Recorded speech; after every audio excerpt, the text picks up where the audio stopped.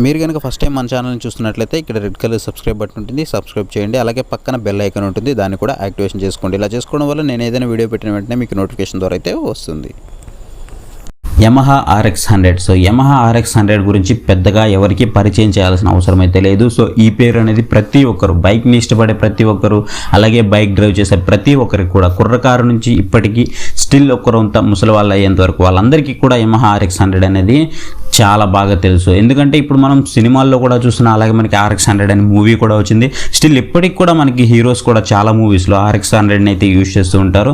So దానికి ఉన్న craze గురించి అయితే మనము చెప్పనవసరం లేదు. సో ఈ వీడియోలో వచ్చేసి మనము కంప్లీట్గా RX100 దాని యొక్క బయోపిక్ అనేది చూద్దాము. సో కంప్లీట్గా దాని యొక్క బయోపిక్ అని చెప్పొచ్చు, దాని హిస్టరీ అనేది మనం అయితే చూద్దాం అనమాట.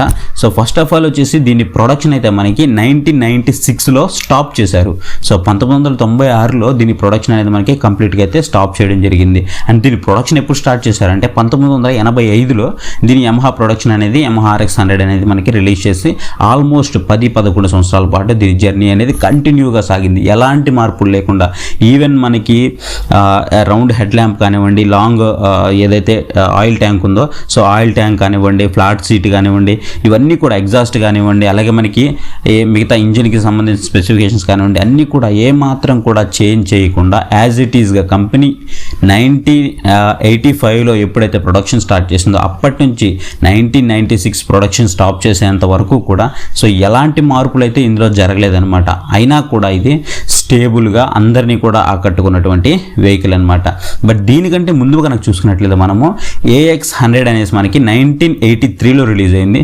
సో దీన్ని సక్సెస్ అయిన తర్వాత Yamaha వాళ్ళు ఆలోచించి సో దానికి రన్నింగ్గా RX100 అనే దాన్ని అయితే తీసుకొచ్చారు. సో AX100 ఎంత సక్సెస్ అయిందో RX100 దానికంటే ఎక్కువ సక్సెస్ అయిందని చెప్పొచ్చు. సో 10 ఏళ్ల పాటు అది నెంబర్ 1 స్థానంలో కొనసాగింది అంటే, సో యూత్ని అంతలా ఆకట్టుకుంది అంటే ఖచ్చితంగా అది ఎంత పవర్ఫుల్గా ఉందనేది మనమైతే ఆలోచించవచ్చు. AX100 కనుక చూసుకున్నట్లయితే RX100 కంటే మోర్ పవర్ఫుల్ అనమాట. సో AX100 కంటే RX100 అనేది చాలా పవర్ఫుల్గా ఉంటుంది. సో వాటి పవర్ కనుక చూసుకున్నట్లయితే మనము AX100 వచ్చేసి మనకి 8.25 bhp పవర్ అయితే ఉంటుంది. అదే RX100 కనుక చూసుకున్నట్లయితే 11 bhp పవర్ అయితే మనకి ఉంటుందన్నమాట. అలాగే ప్రైస్ విషయంలో కూడా చూసుకున్నట్లయితే ప్రైస్ వచ్చేసి మనకి AX100 అనేది కొంచెం ఎక్కువగా ఉండేది. అండ్ అలాగే RX100 మనకి పవర్ ఎక్కువ వచ్చినప్పుడు కూడా ప్రైస్ కూడా మనకి ఒక అఫోర్డబుల్ ప్రైస్లో ఉండేది. సో దాని ద్వారా ఏంటంటే ప్రతి ఒక్కరు కూడా RX100 కొనుక్కోవాలనేది ఒక డిసైడ్ అయిపోయారు అనమాట. సో చాలా మందికి కూడా ఇది బాగా నచ్చింది. లాంగ్ సీట్ ఉండడం కానివ్వండి, సింపుల్గా ఉండడం కానివ్వండి, అంటే దానికి ఈజీగా క్యారీ చేయడం కానివ్వండి, స్టైల్గా ఉండడం కానివ్వండి, ఇవన్నీ కూడా చాలా మందికి అయితే నచ్చాయి. అండ్ మేజర్గా ఇది కనుక చూసుకున్నట్లయితే 2 స్ట్రోక్ ఇంజిన్తో వచ్చేది. ప్రజెంట్ ఇప్పుడు వచ్చేసి మనకి 4 స్ట్రోక్ ఇంజిన్స్ అయితే వస్తున్నాయి. బట్ ఇంతకుముందు అయితే మనకి 2 స్ట్రోక్ ఇంజిన్ స్టిల్ ఇప్పటికి కూడా మనం రోడ్డు మీద చూస్తూనే ఉంటాము. అసెంబుల్డ్ అయ్యేసి మనకి కొత్త వెహికల్స్ లాగే తిరుగుతూ ఉంటాయి. అవన్నీ కొత్త వెహికల్స్ అయితే కాదు.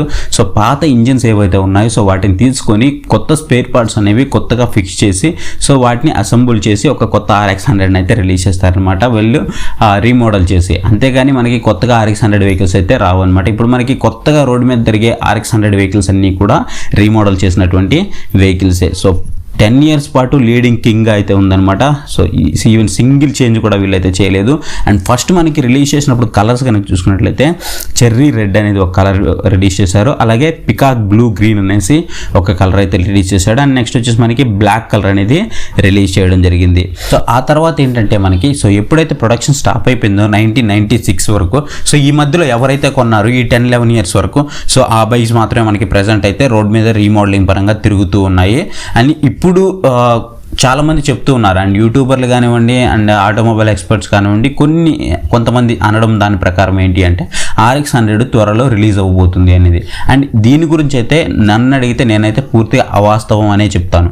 ఎందుకంటే ప్రజెంట్ మన మార్కెట్లో ఉండే అన్ని బైక్స్ కూడా 4 స్ట్రోక్ ఇంజిన్తో మాత్రమే రావడం జరుగుతుంది. బట్ ఈ Yamaha RX ఏదైతే ఉందో అది మనకి 2 స్ట్రోక్ ఇంజిన్తో వస్తుంది. సో ఇప్పుడు 2 స్ట్రోక్ ఇంజిన్స్ని ఎట్టి పరిస్థితుల్లో కూడా ఆమోదించరు. సెంట్రల్ గవర్నమెంట్ కానివ్వండి, స్టేట్ గవర్నమెంట్ కానివ్వండి, మోటార్ వెహికల్ యాక్ట్ ప్రకారం వీళ్ళైతే ఎట్టి పరిస్థితుల్లో కూడా దీన్ని రోడ్ మీదకి అయితే రానివ్వరు.